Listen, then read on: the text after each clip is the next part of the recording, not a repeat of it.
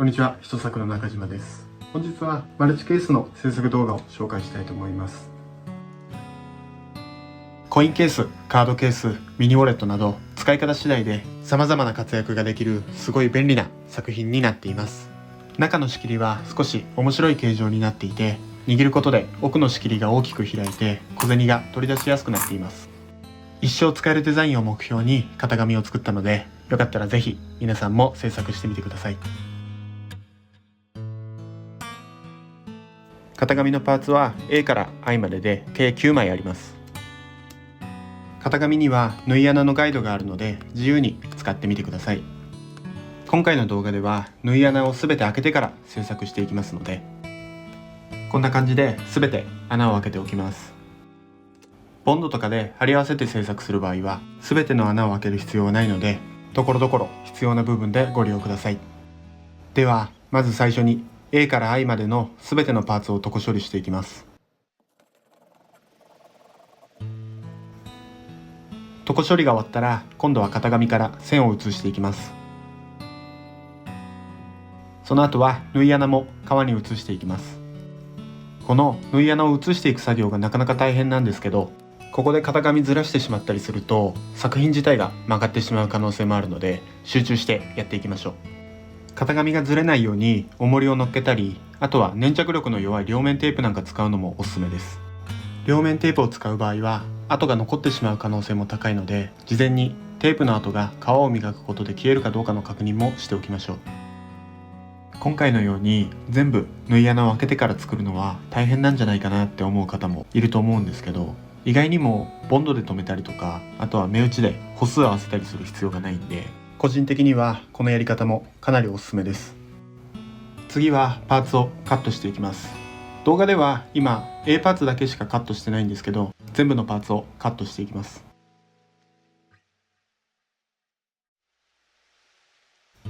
では縫い穴を開けていきます。ちょっとした小技の紹介なんですが、三角形の縫い目の形をはっきりきれいにさせたい場合は丸切りで穴を開けるのがおすすめです。こうすることで縫い目がきれいにまっすぐになります。この部分は E パーツが差し込まれる部分になりますので、まずポンチで穴を開けてから、その後カッターで切り込みを入れていきます。穴のサイズは 1mm で開けています。ポンチで開けた穴が起点と終点になっているので、切り込みがこれ以上はみ出ないようにカットしていきます。ちなみに今回使用している革はアラスカレザーという革で、表面の白いワックスが特徴の革です。革の厚みは 2mm です。この差し込み式パーツがつく部分も丸切りで開けていきます。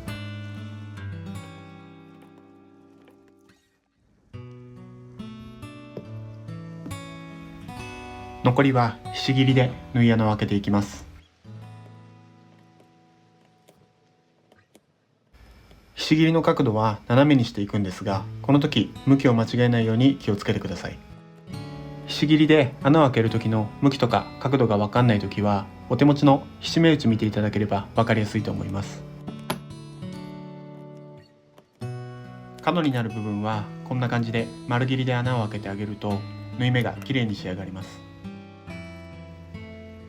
以上で型紙通りに縫い穴が開け終わったんですけど、他のパーツの解説もしていきたいと思います。 P パーツの縫い穴は A パーツと逆向きになりますので注意してください。これは縫い合わせる際にパーツ自体が反転しているためです。このように反転して取り付けるパーツの時は縫い穴の角度も反転していないといけなくなります。 C パーツは A パーツと同じように開けてもらえれば大丈夫です。角の部分だけ丸切りで穴を開けています。 D パーツは下の部分だけ反転した縫い穴となります。 E パーツは丸切りで穴を開けています。 F パーツも丸切りで穴を開けています。 F パーツは裏張りが必要なので一回り大きい革を準備しておきます。こちらは G パーツになります。こちらのマチになるパーツも取り付ける際に縫い穴が反転しますので、両サイドの縫い穴はひし切りの向きを反転させて穴を開けていきます。こちらは反転する部分のまとめになります。後から小刃処理できなくなる部分の小刃処理をしていきます。A パーツが1箇所、 B パーツもこちら1箇所ですね。で C パーツは全部やっていきます。 D パーツも全部やっていきます。で E パーツも全部やっていって、 H と I パーツはこんな感じで上と下部分だけやっていきます。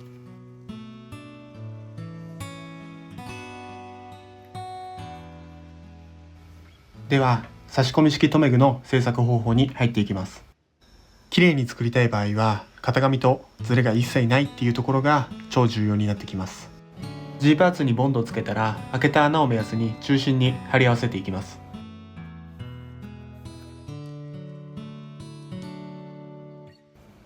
ボンドが乾いたら外周に水を染み込ませていきます。ウッドスリッカーで外周に癖をつけていきます。こちらの癖付けは綿棒とか、あとはモデラとかでも代用が可能です。こんな感じで外周がしっかりと沈んでいます。そうしましたら一回り大きく切ったこちらの皮に貼り合わせていきます。ボンドで貼り合わせていくんですが、この時ボンドを塗りすぎてしまうと縫い穴からボンドがはみ出てきてしまうので、ほどほどの量で塗っていきます。もう一度癖をつけていきながらボンドを圧着していきます。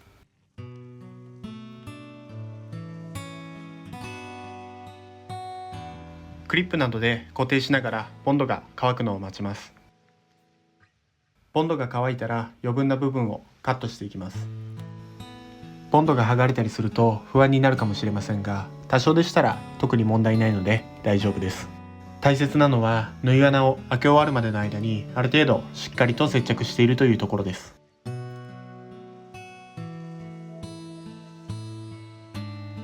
縫い穴を下の皮に貫通させていきます。個人的に縫い目の綺麗さを表現したくて留め具は丸切りで開けてるんですけど、まっすぐな縫い目にしたくない方はひし切りで開ける方がおすすめです。では縫い合わせていくんですが、この時尖ってない方、下部分ですね、この部分は本体につく部分になるので穴を9個分縫わないで残しておきます。縫い終わりましたら今度はコバを整えていきます。この木材用のヤスリが個人的には結構使いやすいんでおすすめです。縁が綺麗に取れると気分いいんすよね。これだけやるバイトとかあったらずっとやってられるかもしれないですね。後々馴染んでくるので最初に入れるときはちょっときついぐらいでちょうどいいです。サイズに問題がなければコバ処理して完成です。ここまでの作業で下準備の方はほとんど終わってますので、あとは各パーツを縫い付けていきます。まずは E パーツを切り込みに入れていきます。 E パーツを少し折り曲げてからやると入りやすいです。こちらの E パーツなんですが、なんでこんな入れにくいの作ったんだよって思っちゃう人いると思うんですけど、ちょっとこのサイズにしないと個人的に納得のいく三角形が出なくて、もうどうしてもこうやって無理やり入れる形になってます。丸切りで穴を開けてるので縫う時に若干針の抜けが悪いんですけど、ここは綺麗な縫い目のために頑張って縫っていきましょう。1番目は E パーツを縫い付けていきます。裏から見るとこんな感じです。2番目は B パーツを縫い付けていきます。縫い穴を反転させて穴開けするのがどうしても難しい場合はボンドで留めてから穴を開けて縫っていきましょう。3番目は C パーツを縫い付けていきます。お札とか領収書を挟んでおけるスペースなんですが、デザインとしてもワンポイントになっています。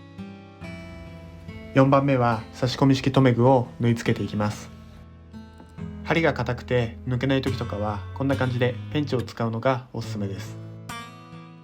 あらかじめ穴を開けてあるので一切ズレがなく取り付けることが可能です。5番目は D パーツに H と I パーツを縫い付けます。このパーツがマチと仕切りになります。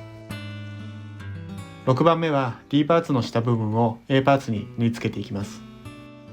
留め具の部分がちょっと邪魔になるんですけど、持ち上げながら縫ってもらえれば問題ないです。最後はマチを縫い合わせていきます。縫い方に関しては特に特別なことはしてないので、普通に縫ってもらえれば大丈夫です。ボンドで留めたりしてないので縫いづらいと思われるかもしれませんが、縫い穴さえずれてなければかなり楽です。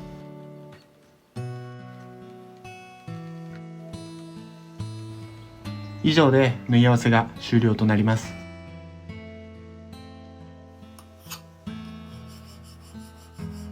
あとは全体的にコバ処理をしたら完成です。今回の作品の一番のポイントは型紙通りに制作するということです。一度型紙をダウンロードしてもらえれば一生使えますので、型紙を信じてうまくいくまで挑戦してみてください。握ることで仕切りが大きく開くように設計してますので、手が大きめの自分でも十分取り出しやすいです。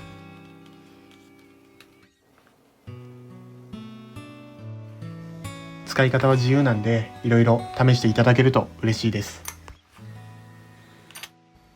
今回は2部分しかコバ処理してません。両サイドのコバ部分は後でコバ処理の解説動画を作る時に使おうかなって思ってて、やらないで撮っておくことにしました。チャンネル登録してお待ちいただけると非常に嬉しいです。では以上で完成となるんですが、何かわからないところとかあればコメントもらえると嬉しいです。後語りになるんですが、今回の作品は仙外義梵という江戸時代の画家さんの丸三角四角っていう作品から着想を得ました。海外では宇宙ってタイトルで呼ばれているらしいですが、何を表現したかったのかは分かってないそうです。丸三角四角って単純な図形ですが、改めて考えるとレザークラフトで一つの作品に取り入れたことないなと思って今回デザインしてみました。義梵さんの作品のおかげでいろいろ考えることができてすごい楽しかったです。僕なりの解釈ですが、わからないからこその想像の楽しさを伝えたかったのかもしれません。それではご視聴ありがとうございました。